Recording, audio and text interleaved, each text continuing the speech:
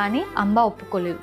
ఇది తేలే పంచాయతీలా లేదని అంబ దేవతల సేనాధిపతి అయిన కార్తికేయ దగ్గరికి పోతుంది. కార్తికేయ అంబకి ఒక ఫ్రెష్ లోటస్ దండ ఇచ్చి ఇట్లా చెప్పిండు, ఈ దండ ఎవరైనా వేసుకొని భీష్మునితో యుద్ధం చేస్తే వాళ్ళు ఖచ్చితంగా గెలుస్తారు అని. చాలా రాజులను అడిగింది, కానీ అప్పుడున్న రాజులల్లా ఆ దండ వేసుకొని కూడా భీష్మునితో ఫైట్ చేసే ధైర్యం ఎవరికీ లేదు. లాస్ట్ ట్రై లాగా ద్రౌపది రాజు దగ్గరికి వెళ్ళింది, ఆయన కూడా రిజెక్ట్ చేసింది. సో ఇంకా ఆమెకి ఇది అయ్యేటట్లేదు, ఇక నాతో కాదు అని చెప్పేసి ఆ దండ తీసుకొని అక్కడే ఆ ద్రౌపది రాజు ఉన్న కింగ్డమ్ లో ఒక పిల్లర్ మీద పెట్టేసి అక్కడ నుంచి వెళ్ళిపోతుంది. లాస్ట్ కి అంబ శివునికి 6 months చాలా ఘోరమైన తపస్సు చేసింది. శివుడు ప్రత్యక్షమై ఒక వరం ఇచ్చిండు, వచ్చే జన్మలో నువ్వు భీష్ముని మరణానికి కారణమైతావు అని. ఇది విన్న ఎంబడే అంబ సంతోషంగా తన ప్రాణాలను వదిలిపెట్టింది. ఏంది, చనిపోతుందా? ఎట్లా?